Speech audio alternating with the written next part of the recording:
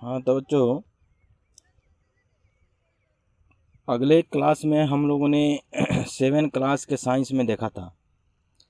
7 class के science यानी lesson का नाम था जांतु रेशे, ऊन एवं रेशे, जिसमें हम लोगों ने विभिन्न तरह के यानी ऊन जो था उसको कैसे बनाए जाते हैं, कैसे संसाधित की जाती है ना, इन सबों के बारे में जाना था। कटाई, श्रेणीकरण, धुलाई, रंगाई, धागा बनाना, बुनाई करना, इन सब के बारे में उस दिन हम लोगों ने जाना था अगले क्लास में। आज हम लोग जानेंगे कि ऊन के प्रकार क्या है, काइंड्स ऑफ वूल, यानी ऊन के प्रकार होता है। तो ऊन 3 प्रकार के होते हैं: शुद्ध ऊन, पुनः संसाधित ऊन एवं पुनः प्रयुक्त ऊन। ये 3 प्रकार के ऊन पाए जाते हैं। तो इन 3 प्रकार के ऊनों में अब हम समझेंगे कि इन तीनों ऊनों को क्यों डिफाइन करते हैं, क्यों 3 प्रकार के कहते हैं। देखिए, शुद्ध ऊन किसे कहते हैं? यानी कि वह ऊन जो कभी प्रयोग में नहीं लाई गई है, ऐसे ऊन को शुद्ध ऊन कहते हैं। क्या कहते हैं? यानी जो ऊन, या तुम ऐसे भी डिफाइन कर सकते हो कि वह ऊन जो कभी प्रयोग में नहीं लाई गई हो उसको शुद्ध ऊन कहते हैं। वह ऊन जो कभी प्रयोग में नहीं लाई गई हो उसको शुद्ध ऊन कहते हैं। पुनः संसाधित ऊन यानी वह ऊन जो बहुत पहले बुनी जा चुकी है एवं उसके बुने हुए ऊन को बेचा नहीं गया हो,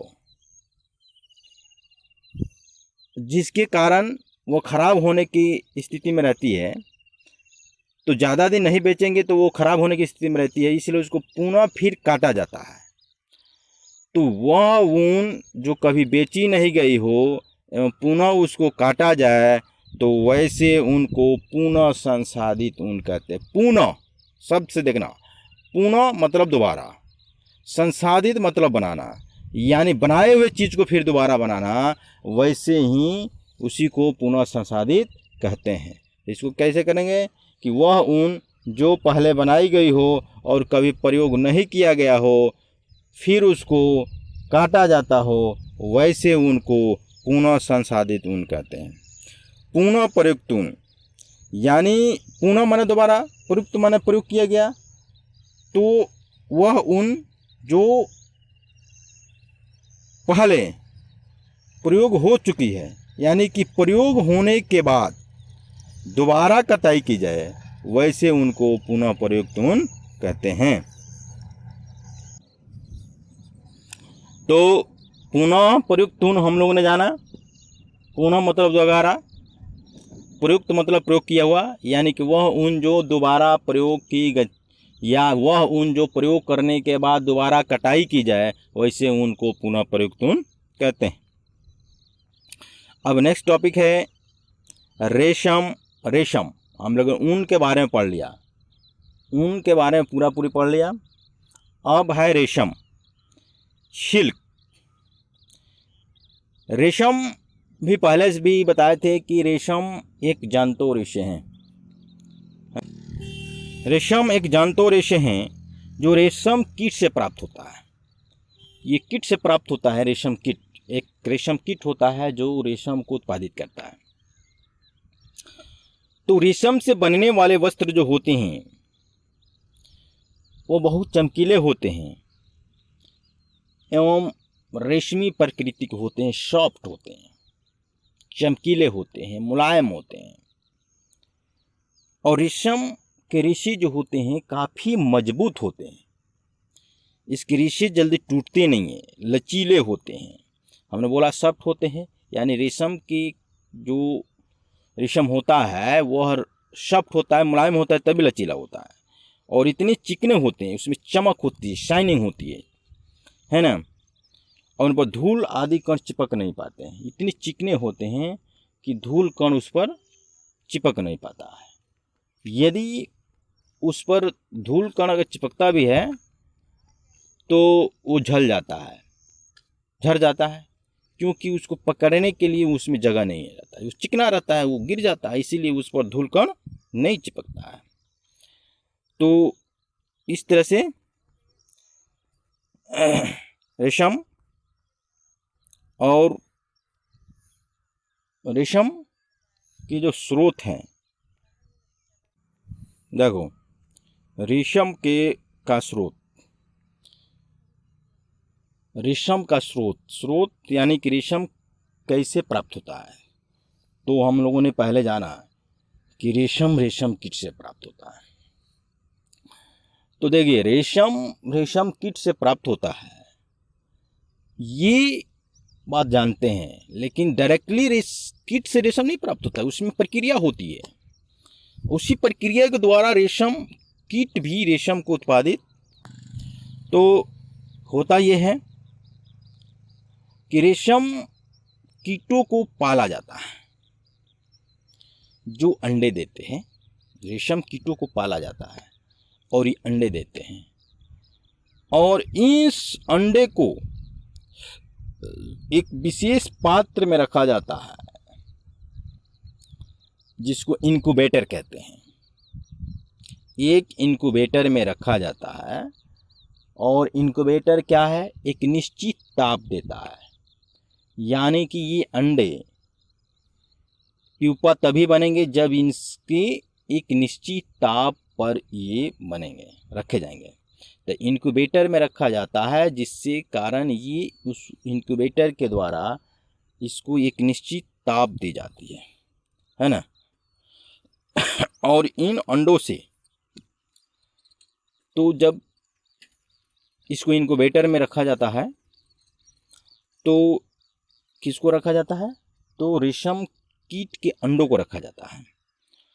और इन अंडों से छोटे तथा काले रेशम कीट निकलते हैं, बहुत छोटे छोटे होते हैं और काले रेशम कीट निकलते हैं, है ना।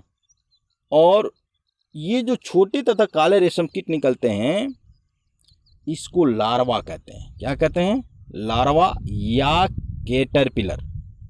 छोटे छोटे कीट निकलते हैं, कैसे निकलते हैं, काले और छोटे निकलते हैं, तो इसको क्या कहते हैं, लार्वा या कैटरपिलर कहते हैं। अब जब ये कैटरपिलर बन जाता है तो इसको एक पेड़ होता है जिसका नाम है शहतूत का पेड़।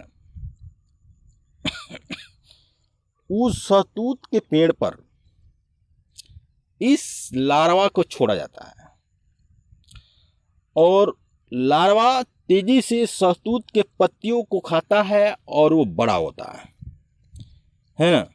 तेजी से शहतूत के पत्तियों को दिन रात वो खाते रहते हैं, और वो काफ़ी तेजी से वृद्धि करते हैं। जब ये वृद्धि करते हैं तो प्यूपा बन जाते हैं, वृद्धि करने के बाद प्यूपा बन जाते हैं, है ना। और जब ये प्यूपा बनते हैं तो खाना पीना छोड़ देते हैं, और फिर इस प्यूपा को, जब ये प्यूपा बन जाता है तो इस प्यूपा को एक विशेष पात्र में रखा जाता है ना, जहां पर ये अपने चारों ओर कोकून जाल का निर्माण करते हैं। ये अपने चारों ओर एक जाल का निर्माण करते हैं जिसको कोकून कहते हैं, है ना। तो कोकून जब बन जाता है तो इन्हीं कोकून से रेशम बनता है, इन्हीं कोकून से रेशम बनता है। तो ये हम लोगों ने समझा।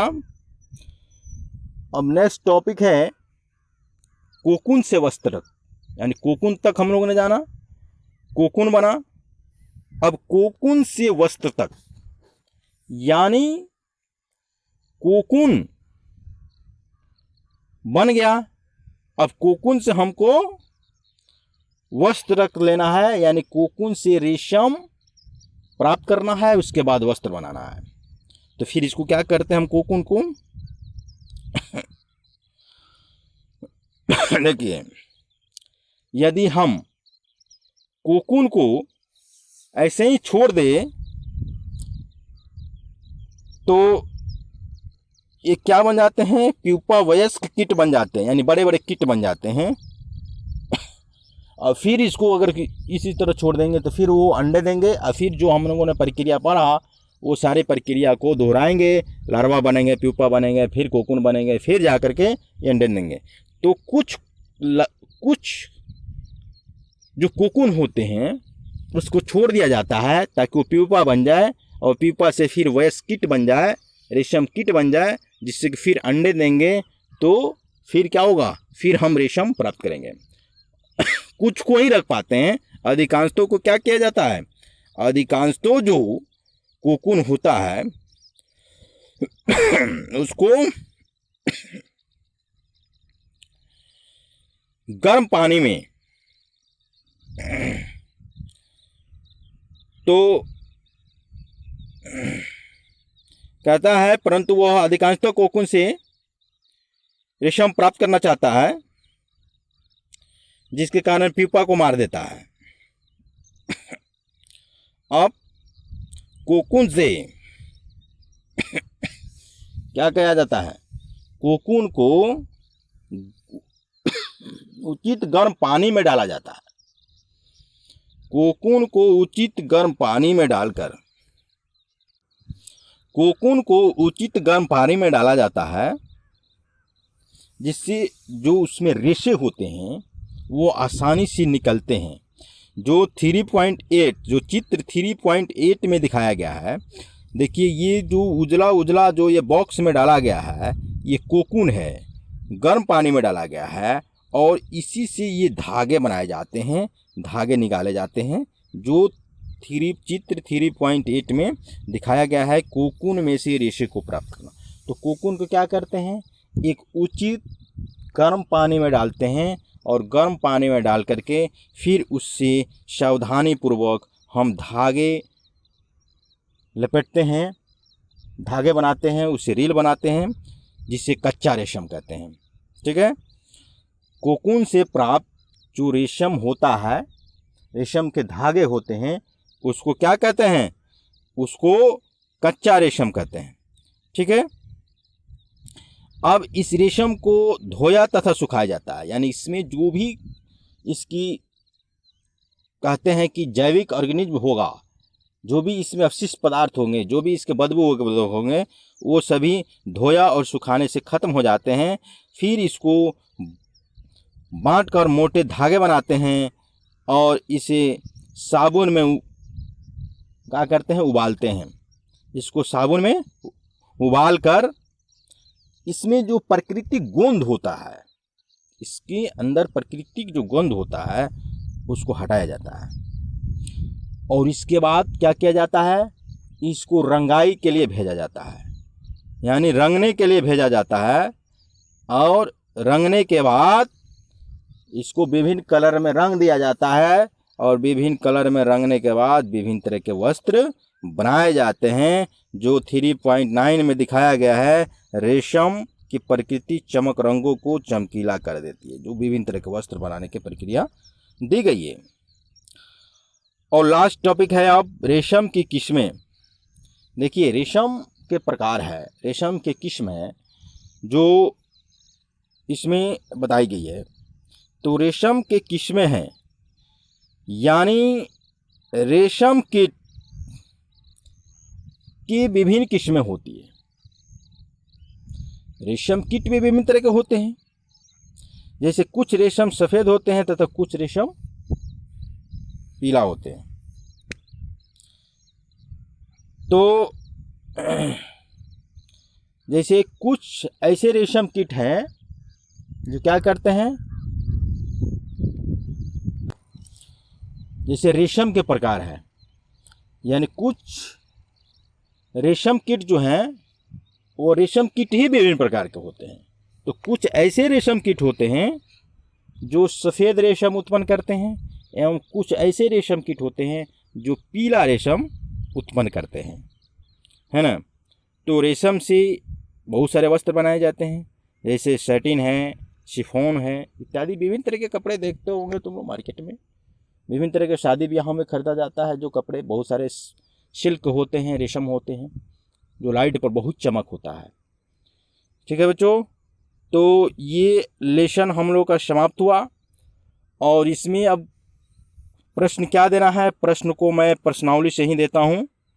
देखो इसमें दिखाया गया है कि जो तुम्हारा ये फर्स्ट लेसन दिखाया गया है, यानी इस लेसन का पहला क्वेश्चन टिक मार्किंग दिया गया है, सही गलत दिया गया है, यानी कि सही को चुनना है। 4 ऑप्शन दिया गया है, इसमें से सही उत्तर को चुनना है। 2 नंबर में दिया गया है इसमें भरने वाला दिया गया है, और 3 नंबर सत्य को दिया गया है ना। इसको एक दिन एक ठो क्वेश्चन बनाना है, एक दिन एक ठो क्वेश्चन। जैसे फर्स्ट बना लिया तुम सही का चिन्ह लगाने वाला, दूसरे दिन बनाना रिक्त स्थानों की पूर्ति करे, तीसरे दिन बनाना सही गलत। उसके बाद आता है यहाँ पर देखो, यहाँ पर आता है 10 शब्द वाला। 10 शब्द वाला भी तो हम तो स्कूल में तुम ही लोगों से बनवाते हैं, बच्चों से ही बनवाते हैं। 10 शब्द वाला बनाना है ना, 2-2 क्वेश्चन रोज बनाना, 2-2 क्वेश्चन बनाना है, या 4-4 बनाना, जैसे बने वैसे बनाना। और विस्तार कोशिश करना, अगर विस्तार बन जाए तो ठीक है, और नहीं बनेगा तो फिर हम क्लास शुरू होगा तो बताएंगे। ठीक है, इसमें दिखाया गया है, इसको रोक करके देख लेना, समझ लेना सब। ठीक है, थैंक यू।